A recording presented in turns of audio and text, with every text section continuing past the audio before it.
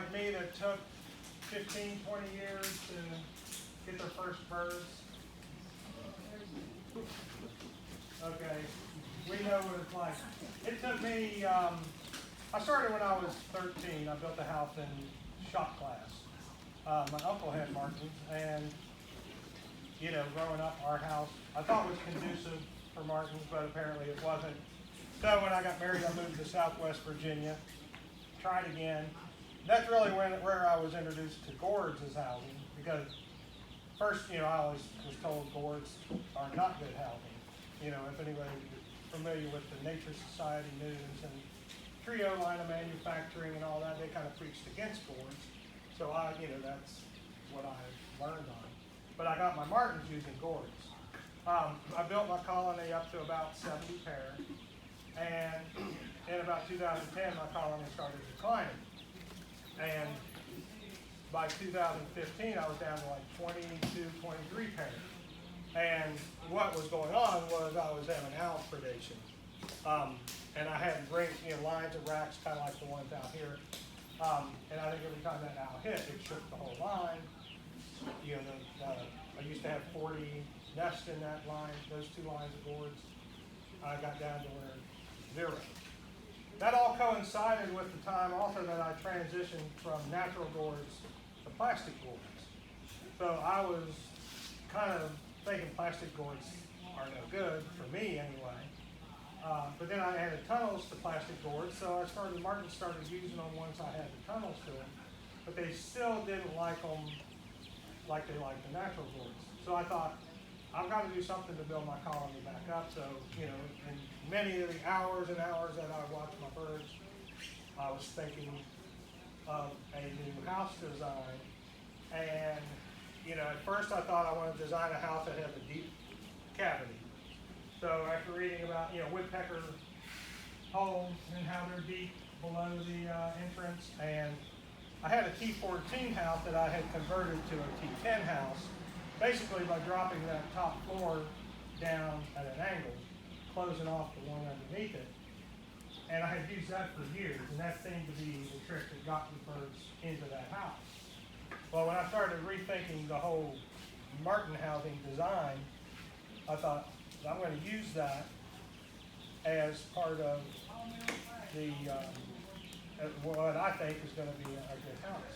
I didn't intend to start a company or to start building houses to sell, but I started rethinking everything. You know, the Martin housing hasn't been rethought in years and years. You know, plastic gourds are plastic gourds. There's a little ventilation, but any ventilation in plastic gourds is clogged up by the nest, so there's really no ventilation in them. And being in a plastic gourd is like being in this building a minute ago when the doors are closed. The heat can't get out. So you can put vents in them. But, well, what I did, I redesigned the house, and I started incorporating new features, both for the Martins and for the landlord. So I developed what I'm calling the Chirpy nest, and the compartment, you know, it hangs at an angle, so Martins go in, they have to go down to get to the nest compartment. My thought behind that was, if an owl hits on the house or is attacked, birds will not fight gravity to get out of the house. They're going to tuck down. They're not going to run around the edges trying to get around to the cavity. They're going to go away from the opening. You know, it's still, I think that's what they will do. You know, I've only had this house out for 3 years now. I've been able to build my colony back up from 23 to 60 birds, or 60 pair. So I think it's working. Then the other thing I incorporated, okay, how many of you have ever do nest checks? Nest checks bring the Martin landlording experience to a whole new level. If you haven't done them, it really gives you an insight. It gives you a better connection to what's going on with the colony. And if you haven't done them and think, well, I had 12 pairs in my 12 houses, and they all had 3 birds, so I pledged 36 birds, you're probably mistaken. There's a lot of death that goes on in the season. I don't think it's affordable. But what you want to do is prevent and fledge as many birds as you can. And one of the other second problems, major problem that I've found is a wet nest. If you have a nest that gets wet, that encourages parasites, especially blowfly, and disease, humidity, and it just creates an awful nest environment. So I thought, okay, I'm going to elevate my nest off of the floor on a screen. And that combined with my box, you see that opening in the back. The opening in the back of the box is a ventilation opening, but it's also a drainage opening. Hot air rises, right?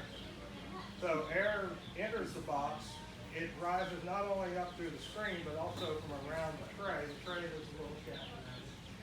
And then, as it gets to the front, I cut in two little vent holes, purple marking vent, so it creates an air circulation through. Air can get up into the box, but it can also escape. And then, not only is this box super dry, I have some that hang like this, just as an experiment. When I check them after a rain, the nest is as dry as a bone. The threshold might be a little bit wet, but the drainage is, I have never had a nest get wet within 3 years. That's probably 350 nests, or 200 nests anyway that have been raised. Yeah, a lot of people, when they first see this, they think, well, it's going to get wet. Rain's going to get in there, and it's a stupid idea. But because any water that gets in, it bypasses the tray. I left this little handle with a gap between it so that any water that did get in would bypass that, fall down through the screen, and then come out the bottom. This is also, like I say, drainage and air movement. Nest checks, if you've done nest checks, you know what I'm talking about. To do a nest check with these or a nest change out, I always keep a spare tray handy or pull one out of a cavity that one of the birds aren't using. I'll have new bedding made, so when I do a change out, I'll just take the birds from one tray to the next, slide it back in. Saves me about 5 minutes per cavity, as opposed to pulling the material out, putting birds in the bucket, adding new material, putting the birds back in. Because one of the things about doing nest checks is you want to do it quick, so that the birds aren't away from feeding, and you want to be thorough with it. If there's any parasites in the bottom of the floor, you have to almost dump it out. And so it's just a time saver.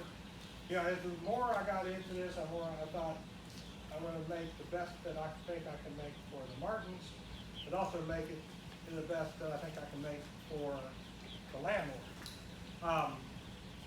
I cut in starling-resistant entry holes. If you've ever had starling problems, which if you're a martin landlord, you've had starling problems, or you've dealt with it. I use this Conley 2 entrance, which a lot of you are, I'm sure, familiar with. I keep the porch just about an 1/8 inch from the bottom of the opening, and that, for me, so far, has kept any starlings from getting through these openings. I put a traction pad on the porch so the birds can get in.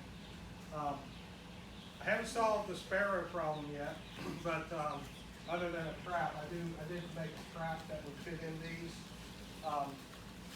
But the house, I also designed this house around who's familiar with the super gourd racks? The racks that use these arms, which I like. They're kind of one of my favorite racks, but I kind of designed the houses to work with those racks.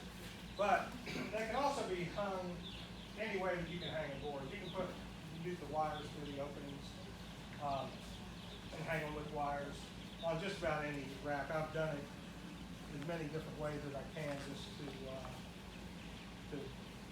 to be adaptable.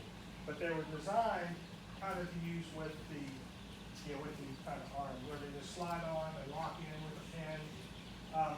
These houses will rock back and forth, but there's also a pin that I've developed that will kind of prevent that rotting. One of these has it in it. Because after I started selling them, some people said, well, they rot too much.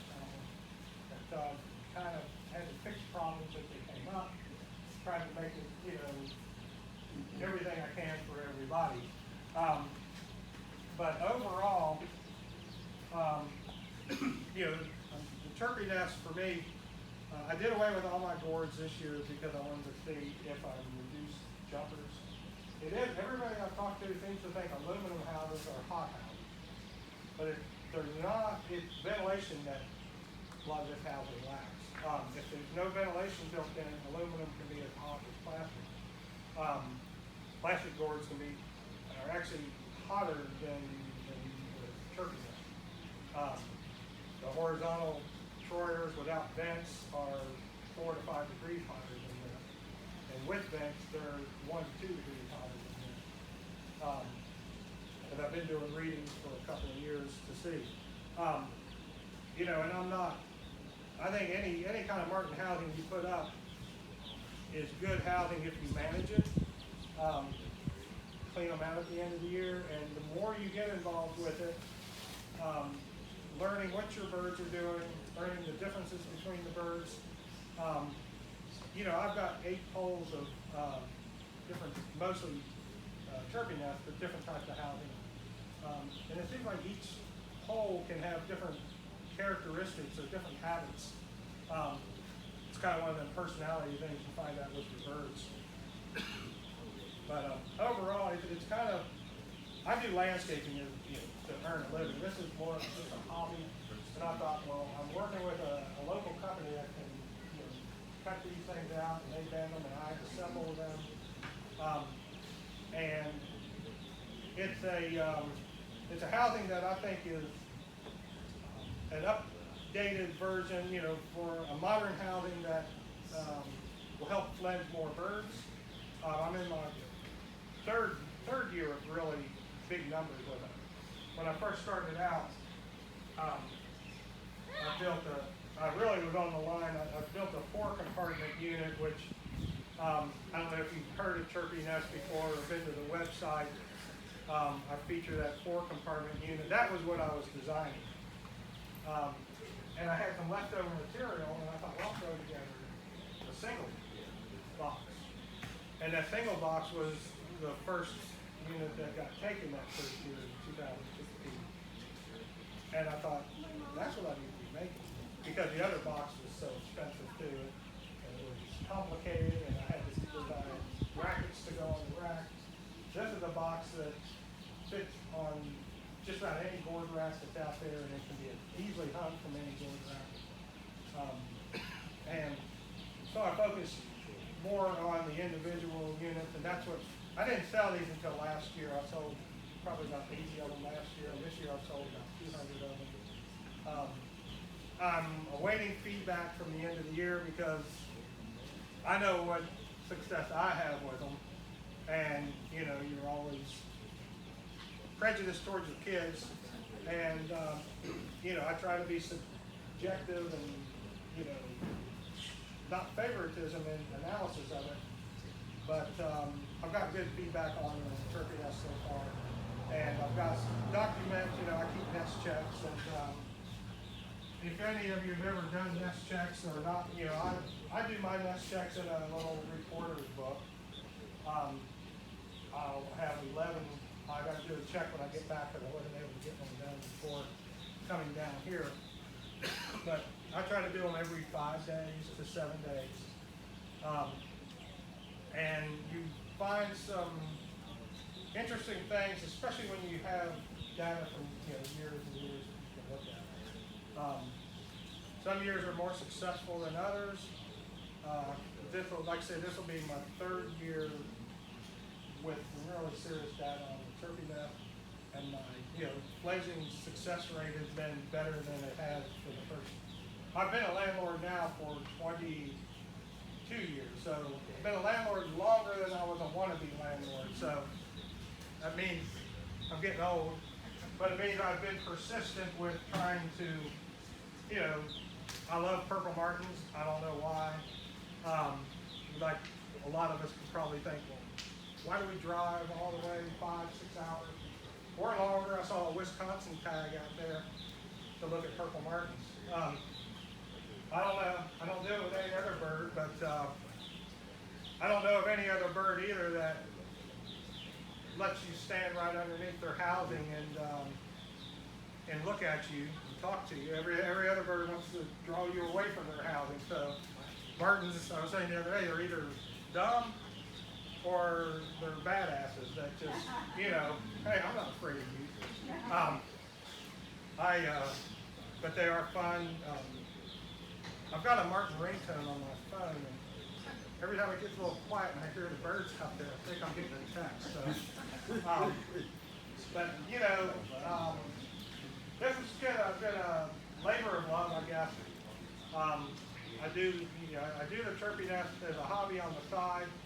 I don't intend it to be like something that's going to support me, but it supports my habit of purple martin. And I'd like to share it with you guys, and I hope if you're interested in it, I'd sell them today. And they come, I have a bracket on here that hangs either, when you look at them, this is what we call a vertical hanging. And this is what, the horizontal hanging. And basically, it's the way they swing. I've gotten now to where I kind of like the side-to-side swing better because of the vertical, if an owl did light on it, it would tilt it and it could create issues. I also, like I said, make a stop now to prevent that. That was part of the thinking that came after the original thought. I include a entrapment card on the inside. That was a suggestion from Glenn Blankenship. Any of you on Facebook know that name? He said, well, you better do an entrapment guard on there or that's going to kill the turkey nest if the first time somebody has one. So I thought, well, that's right. I hadn't thought about it before because, like predator guards, well, I haven't had a problem with it before. How many people, well, I don't have a problem with snakes. I don't have predator guards. But once you do have a problem, then that can be the end of the purple martin. So wing entrapment is an issue. How many of y'all have ever had that problem at your colony? It's kind of, it can be an issue not only with that bird, but any birds that are trapped in the cavity after that. But anyway, if the weather holds out, and it looks like it is, I'd like to go out and we'll lower the Chirpy nest rack out here and just see how the birds are doing. I know there's 4 or 5 pair that are in it. We set that up, Joey set that up this year as the first time. Does anybody have any questions, comments?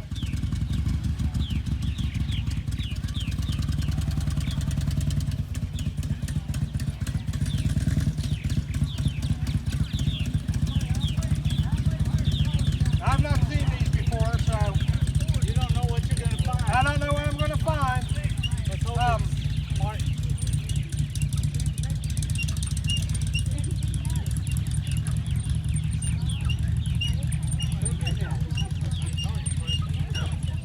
Yeah, I know. I don't know who did that. Yeah, look at all the holes on it. I hope whoever did got what they were looking for. Pretty smooth and heavy, aren't they? That's pretty smooth. Yeah, these are pretty cool racks. I'm not. No, it doesn't. It don't jerk. I thought it would though. Yeah, I did too. I thought it would be jerky. I did too. Mine on that piece of wood is jerky. But they tell him to improve his shot. Yeah, somebody shot one up. I don't know who it was. Starling got lead that's poisoning that day. Starling or whatever.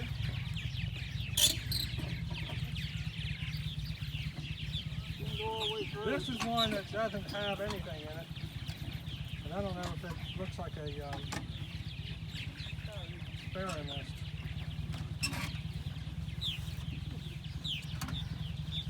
Here's a messy one. All right, now this is one that they've already fledged out of. Now what do you mean by that? They're gone. It means the babies are gone. Okay.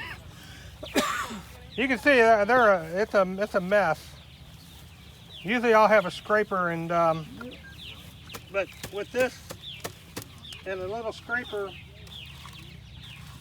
it cleans right up.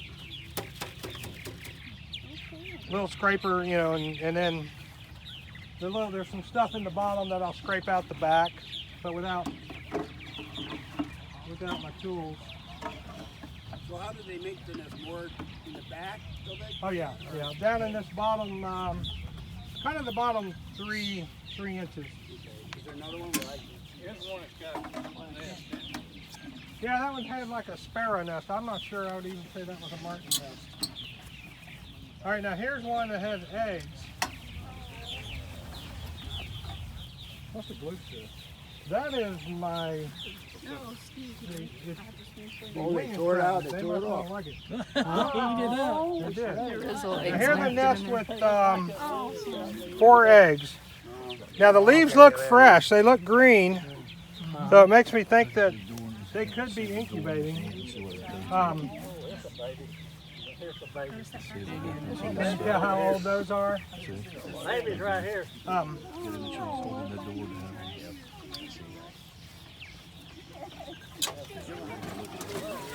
Tom, can we see the door? What is it? Okay.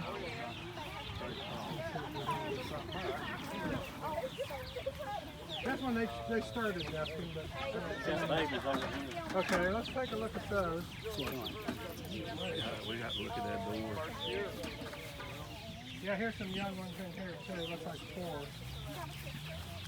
Now these are old enough that I don't want to slide them out because they look like they could be ready to go.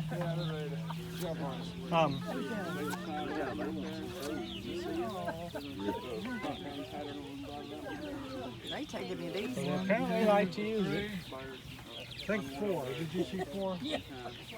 Yeah, it looks like 4. Let's see what those other ones are like. How old are those other ones?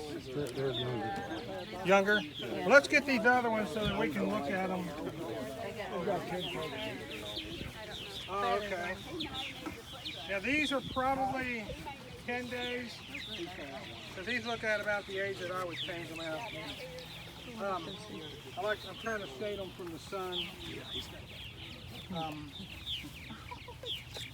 Now this is probably from a young pair because there's only 2 and I don't see any other eggs. Usually the younger birds will lay between 2 and 4 eggs.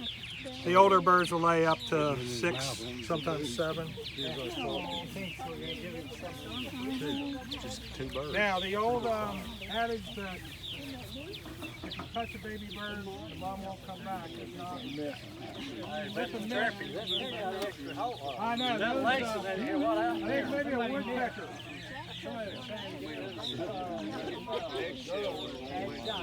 not a good shot. No, may have been a woodpecker hit right? Now here's a nest that's got 1 egg. I would think that something may have happened to the parents with this one. There are at times too that birds will lay in 2 compartments, kind of claiming 2 compartments. And a lot of times when I find single eggs, I think that's what's happening. They change their mind.